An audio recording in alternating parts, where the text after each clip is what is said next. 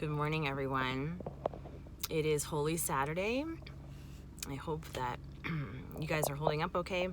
I'm always reminded by the time we get to this point of Holy Week that we're just really tired, even having been at home the whole time. So we always seem to start with a bang on Holy Thursday, and everyone's really excited to enter into our traditions. And they're wonderful. But we start petering out a little bit on Good Friday. We had two that fell asleep during the Good Friday service last night that we were live streaming, so we were in our living room, so it was fine. But we get to Saturday and we're tired.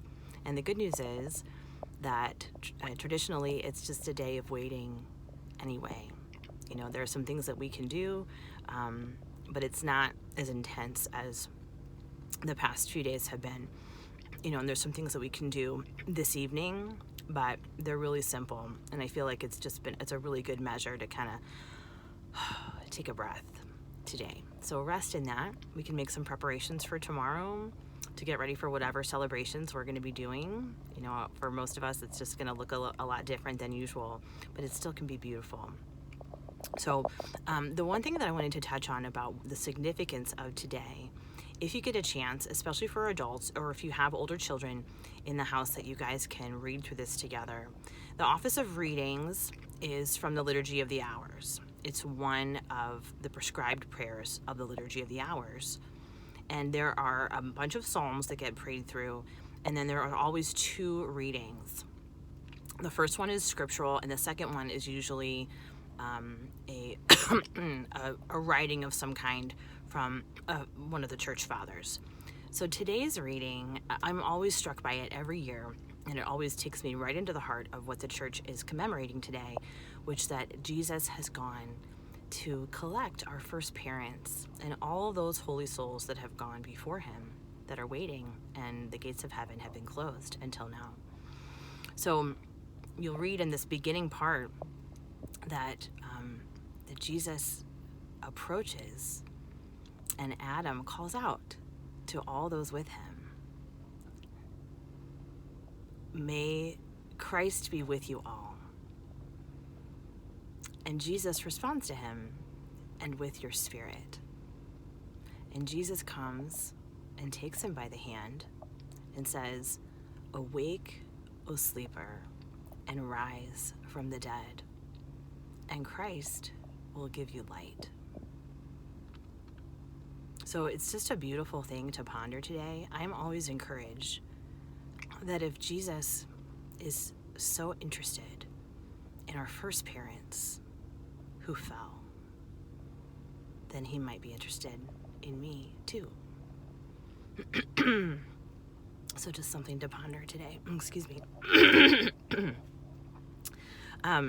So as you head into Easter Vigil, if you're interested in doing anything for that, I encourage you just to do maybe a little something.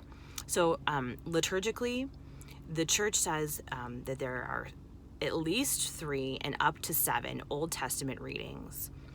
You don't need to do all that, but you might just pick one. So I've linked that in the description, the liturgy, the readings from the liturgy tonight. And again, piggybacking off what we were talking about on Thursday, that these readings really are setting the tone for why it was that we need Jesus in the first place. We need him to come and free us from the slavery of sin. And this is happening over and over in the Old Testament as a foreshadow of what is to come, of what Jesus is coming to do for us. And in fact, the entire liturgy begins with something called the Exultet. Another term for that is the Easter Proclamation. I've sung it many times myself, but the most beautiful, I think, little terminology in there, the beautiful section, is the cantor will proclaim, "O happy fault, O necessary sin of Adam." Gosh, that is something to ponder. I always feel like here we struggle so much with our sin and we rue it. You know, who among us likes our sin? But gosh, something to roll around in our hearts, that it was original sin that made it necessary for Jesus to come. And gosh, is there any words available to express the gift of that?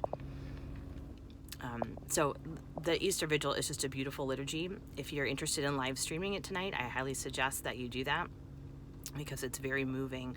And as a priest I used to work for used to say, it's got all the bells and whistles if you like that. There's usually incense and there's fire, and it's just beautiful. Also pray today for our candidates and catechumens, because we have a whole lot of people that were supposed to be coming into the church tonight worldwide, and they are not able to do that right now. And I just know it's very hard for them. They have had this anticipation. They have such a desire to be united with Christ, to be brought into the church, to receive the Eucharist, and they're just going to have to wait for now. So pray for them if you would. All right, so moving into Easter Sunday, you know, for many of us, this is going to be such a challenge to not be in our churches. And so I encourage you just to be okay with that grieving, meaning like, don't feel bad if that's really hard. We're going to be dressing up at our house and trying to just make our house and our prayer area and the way that we dress give proper due to Jesus, especially on that day. So we have our prayer tables set up, and we're changing the color today from red from yesterday to white for tomorrow. We're going to have the best meal that we can kind of pull together from the things that we were able to get at the store right now, with, you know, some of the challenges with getting all the things you might usually have. We're just going to try to make it as special as we can. We've done some baking just to kind of set it apart. Usually we go to my mom's and she does a lot of the cooking, so we're going to try to do something that's going to give it a little bit more festive feel around here. And then we're going to do our normal Easter egg hunt. And then our Hinsey family, and I mean like my husband's whole extended side of the family, has always had a huge Easter celebration, and they always do a jelly bean spitting contest and an egg toss. So we're going to include those tomorrow as well. But just know that if tomorrow is not ideal for you, the great news about this particular season, you know, if kids are just crabby and they've had too much chocolate and everyone's kind of having a meltdown, and you don't feel like you're imparting what you want, that's not only is it okay, but we have 7 more days to do that. So we have this whole Easter season, which lasts 50 days. But beyond that, Easter is an octave, 8 days, where each of those days holds the significance and the highness in the church of being a solemnity. And so we're celebrating Easter as if it's each day is a new Easter for 8 days.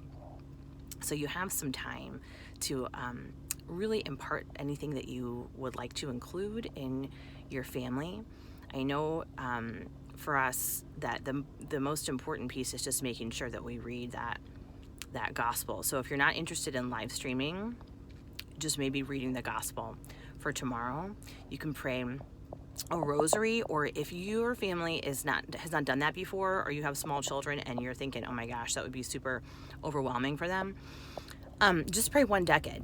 So there's a link in the description about praying the rosary if that's a new prayer for you to do at home.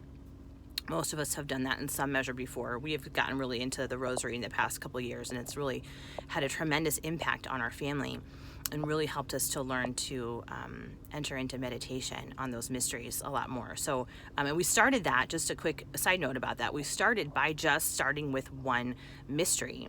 And then the next week, we added another decade. So we prayed 2 decades, and then so on until we got to the 5th week, and then we were praying all 5 decades.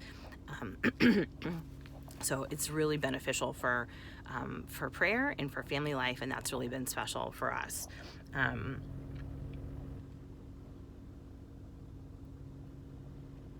Yeah, and I think that's it. So God bless you all during this time. We'll be live streaming our St. Anselm Mass tomorrow at 11. I hope that you can join us, but if not, I just hope that your Easter is sanctified and beautiful, and be easy on yourself, because we're all human and people are gonna, I'm sure, have fits and be crabby in some ways because we're all tired. But just know again of our love for you, our continued prayers from St. Anselm.